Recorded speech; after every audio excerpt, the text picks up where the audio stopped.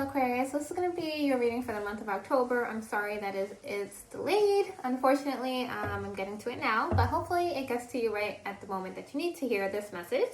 Please remember to take what resonates, leave what doesn't. Not every single part of every message will be for you, so just take your message and leave the rest. I'm going to pull some current energies, past, and what's coming in, and hopefully you will get to know what you are looking to know. I'm also going to pull a little bit of guidance cards at the end and some angel numbers, so be on the lookout for that. And yeah, let's get into it, you guys. So what is the current energy for my Aquariuses? Let's see. Page of Pentacles. Okay. Three of Swords. Not so okay. Let's see. Why is this here?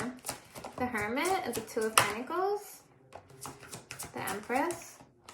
I do love this energy. I'm not going to lie. I mean, anytime the Empress comes out, I love this energy because anybody in their Empress energy just means that you're really like acting from like a high level space. I do feel like you're kind of holding back a little bit right now. Like I feel like you want to kind of think about things and kind of keep to yourself. I feel like there's a lot of like introspection happening. You have the Hermit card here in reverse.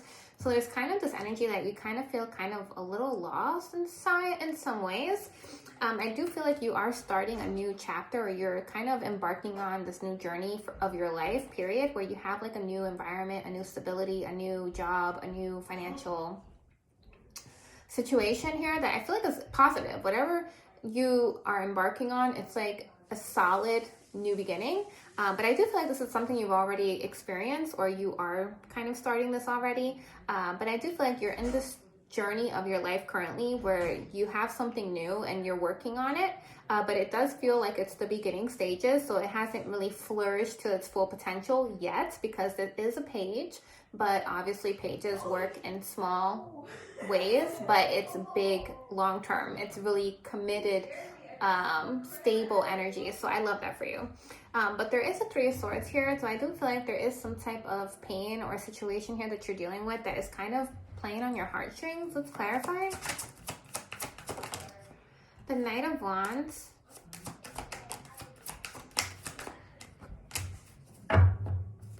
It feels like you want to do more than you can.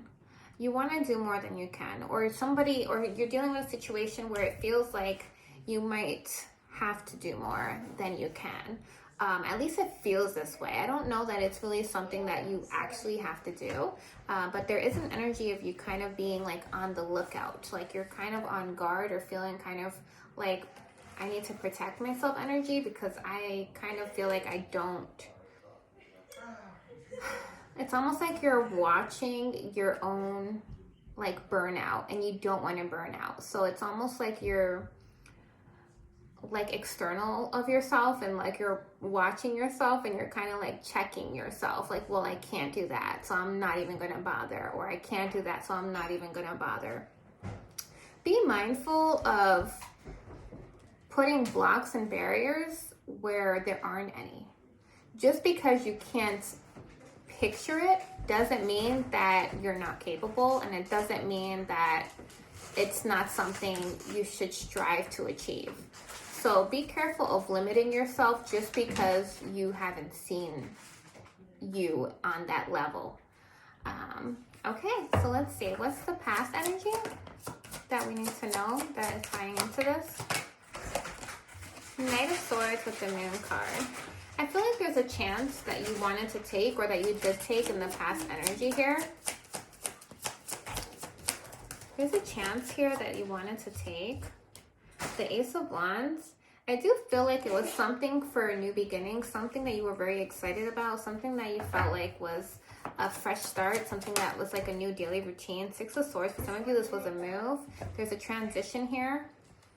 There's a transition from one place to another, from one situation to another.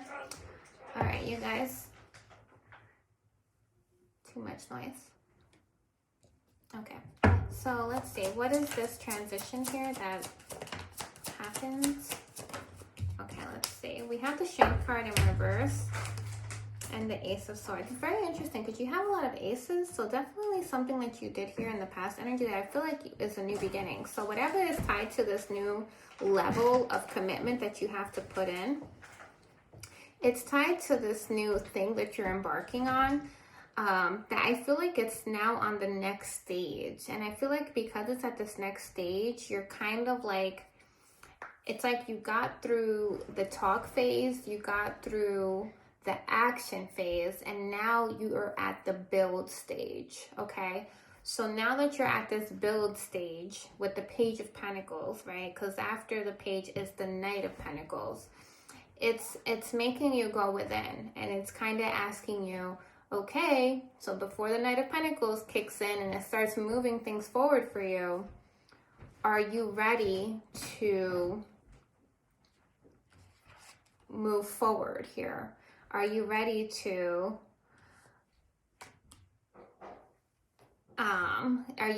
let go of your ego? Are you ready to let go of, yeah, it feels ego. It feels a lot of ego here. Are you ready to really release old conditioning, okay, with this Strength card here, which is tied to ego, which is tied to things that you feel like you relate to on a deep level? Are you ready to release things that you identify with to the point where you don't budge? Are you ready to release old thought patterns that you have? Are you ready to release convictions? That's what I'm feeling here. Are you ready to release convictions that you have about yourself, convictions about what you have about situations, your viewpoint, your partnerships, convictions that you have on roles in a partnership, roles about your partner, roles about your family? Like, the limits, there are none. The limit does not exist. Okay, so just apply it as it is. Whatever convictions you have of yourself, this new chapter that you're in currently is going to ask that you release or shed convictions, things that you kind of can't really let go because it's tied to your ego, so it's really hard. Okay, I do feel like for some of you, you are unaware of this, obviously. These are things that happen subconsciously. They don't really happen externally. So it's not like you're going to literally wake up one day and you're going to be like, hey, what convictions do I have? Absolutely not. There's a trigger. There's something on your day-to-day that is being tested, or somebody's actually asking you, hey, I need you to not have this conviction, and you're really having to sit with yourself here, and you're kind of guarded already. If you're not, you're going to be guarded because you're going to feel like, well, I don't know if I'm ready to move forward, if that's what I have to do for it. I don't know if I'm ready to take that step, if that's what I need to let go of, right? And it's really like a deep thing here because the Hermit is in reverse. So this is part of your soul life path, okay? But I do feel like because it's in reverse, it kind of gives me the energy that you are not taking that leap that you genuinely would need to take to really embrace a new version of you and a new life version for the new life, for the new you that, that you're kind of not really seeing right now. Because it's hard to imagine, right? Like, if you just think about it, like, the 16-year-old you probably never would have guessed what you would look like as a 35-year-old or a 40-year-old, right? Like, if the 16-year-old you was like, oh man, would you do this or that or the third? And you'd be like, absolutely not. Like, I could never see me doing that. And then the 35-year-old you is probably like, I've done that, actually. I've been there. I've done that. Like, there's just limitations that sometimes you put on yourself because you just can't see it at a certain standpoint where you are, where your life path is. But generally, when you go through life, you have to move forward and you have to break free from certain things, and you are going to, period, because that's what it takes to level up. So there's a new level up that you're being asked to achieve here, and I feel like there's an energy where you can see it because you're kind of like, I would never. It's kind of like you're at the 16-year-old, like, kind of, you have convictions about who you are and what you do and what you would tolerate and what this and that, and how you view your life and how you view your partnerships and how you view everything, that you just can't see the level up version of what this looks like. And I feel like you're kind of not allowing, you're guarded, right? So you're just on this space like, I'll stand here and take a look. Like, I don't know. I might not trust it. So it's really standstillish, and it's here with the Three of Swords. So this is something that's not being taken lightly. It's something that's being kind of like playing on your heartstrings here. And there is a transition again with the Two of Pentacles. It's like you're still doing this amidst a transformation that you've already going through in the new beginning energy here, where you're embarking already this new life energy. But yeah, you're being called to level up. You're being called to be true to Empress energy and not suppressed ego energy. For some of you, this feels like it's triggering some type of wounds that you haven't felt in a long time. So I wouldn't be surprised if some of you felt kind of like a real heaviness in your chest about this, because you just kind of, and you don't even realize why. It's because it's suppressed things that you haven't had to deal with or acknowledge in a long time. And now that you're being asked to now that you're being tested and you actually have to deal with this, now that somebody's pushing you out of your comfort zone and you actually have to deal with this, it's really causing like a sense of disruption here with yourself. I feel like you kind of been living like an energy where nobody has really tested you. So, I mean, recently, and I say that with a grain of salt, and I don't want to say tested, but I mean for this situation specifically that I'm talking about here, the deep connection here, whatever this is here that you're really having to level up. Okay, so let's get what's coming in for my Aquariuses. Six of Pentacles. There's an equal give and take here that's important. There's an equal give and take here that's being asked of you. There's an equal give and take in here that's being asked to be balanced out here for their judgment energy. There is a potential walking away, or if somebody wants if somebody wants to salvage a connection here, they're going to have to give. Okay, so there is an energy here. If it's not you, it's someone else that you're dealing with. But either way, somebody has to give and be fair and have a mutual give and take in order to avoid walking away from a connection that is really a judgment connection. This is a soul connection here. This is somebody who's worth fighting for here. So for some of you, if this is you and you're struggling with budging a little bit, if this is somebody who is valuable, for some of you, this is an earth sign, okay? You're being asked to, or a provider type energy.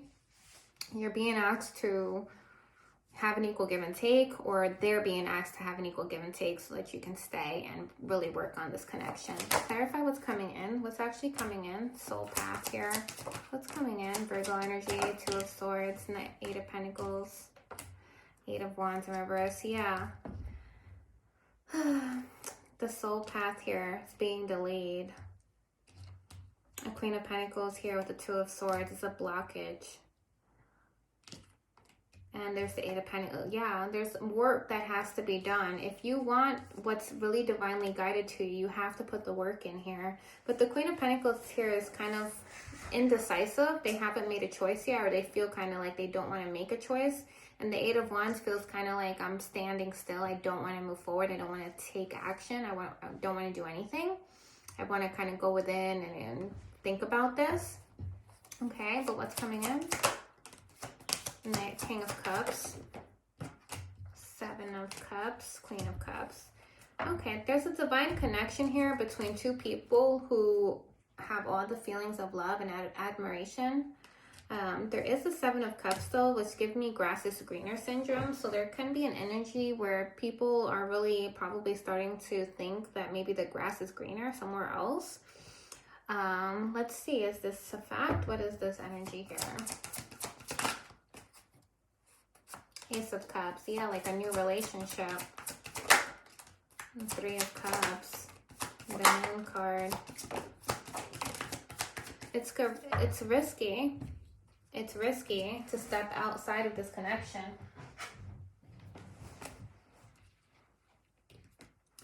Somebody is tired of it being like a very monotone type of connection. What do you call it? Is it sedentary?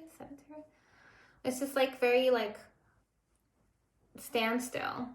So there's an energy of somebody, yeah, they just feel like there's this like, they want change. They want something new. They want something that is celebration that feels fun and feels lighthearted. There's an energy of this kind of feeling like it's a risk, though. There's a fear about taking this risk. Four of Swords is like they really do want to hold on here, but there is an energy of like, I just don't want this to be standstillish. I don't want this to be like autopilot energy here. But we have the Knight of Pentacles, Nine of Wands. So there's an energy of somebody here looking through the border here. So it's like a marriage. For some of you, you guys could be married, or you could be in a partnership that's very stable or grounded or long-term. But it does feel like somebody feels like, at this point, I'm looking forward to something else. I'm looking into the future for something else. But it's, you know, obviously, this is a deep, deep thing you're going to have to probably really ponder about. But just know that partnerships that are healthy are hard to come by. And when you love somebody, it's a healthy connection. You love them. You have a history with them. And you guys are compatible. And all you have is the issue of you guys let the passion run out, or the issue of autopilot. You know, you guys lost the passion and let each other fall into this autopilot energy. Rekindle the flame. You know, it's worth fighting for. It's worth rekindling the flame. People are not even commitment prone anymore in this world. So it's like, you know, if you already have a stable, reliable partnership, that's healthy. Clarify that. A stable, reliable, healthy partnership where you love each other and you adore each other and there is a respect and the connection, it's worth fighting for, okay? And that means putting down each other's egos and both of you embracing doing more. It's funny, I actually was talking about this with my partner the other day, and there's an energy of, in the Quran, it doesn't really matter your beliefs, but I'm not Muslim, but I like to read things here and there. And there's a verse that says that people should race to forgiveness. And if people race to forgiveness, just imagine how beautiful everyone would treat each other in this world, right? But then when we talk about relationships, and it's like, imagine that we raced, because there's actually another speaker or somebody on a pod or something, and he mentioned that him and his wife have lasted so long because they race to outlove each other more. So instead of the racing to forgiveness, they have the idea of, well, who can love the other more? And that's kind of the energy of how I feel. It feels like, you know, maybe you guys need to have this energy, this reset of, well, who can, you know, how can I, you know, win on loving each other? But you both have to have that energy, right? So it's like they have to have that approach and you have to have that approach. And then if it's like with that energy, it'll just never fail in a partnership because you're both just doing the most you can for each other. And that's beautiful. But okay, you guys, let's get some guidance. The end of a tough cycle approaches. Love that for you guys. Let's get 2 more. It's time to take action. And get 1 more. Your dreams need a practical plan. Love that for you. Okay, so for some of you too, you have to take a practical approach. Okay, let's see. Where do we want to go with this? Let's get some of these. Abundance, kindness, and self-worth. So you guys have self-worth, and it goes, why settle for crumbs when you deserve a whole meal? So whoever it is, if they feel like they deserve a whole meal, you deserve a whole meal, okay? You don't deserve crumbs, okay? It says abundance, and it says being a thoughtful steward for the money you already have is the secret to creating more abundance. When you trust yourself to handle more, that's when more shows up. But I'm getting this as like yourself, and it's like being a thoughtful steward for the money you already have is the secret to creating more abundance. So it's like the same thing with yourself though. When you trust yourself to handle more, that's when more shows up. But if you trust that you can handle more, in being a bigger person and doing things outside of your comfort zone. Just imagine how much more if you trust yourself to achieve that, just imagine how much more you could get out of life. But you have kindness, and it says, what if being kind to yourself really could change everything? Wow, I love that for you guys. Let me get some angel numbers. Yeah, limitless potential, 0000, 0505, unexpected shift, and personal power, 08888. So you have all that is good and pleasant in your life will multiply. Angels are sending the number to reassure you of the prosperity and well-being ahead. Your surroundings will treat you with admiration and respect. Look at that. Use it for the greater good. And as for some of you, this partnership will treat you with admiration and respect. Use it for the greater good. And then you have, of course, limitless potential. It serves as a timely reminder that anything that can be accomplished, if you can dream it, there is no reason you can't make it a reality. If something is in the possession of another person, it is also available to you. So try to remain calm. What's meant for you won't pass you by. Let go of tension and relax. That's so beautiful, you guys. So just remember that if you can dream it, there is no reason you can't make it a reality, okay?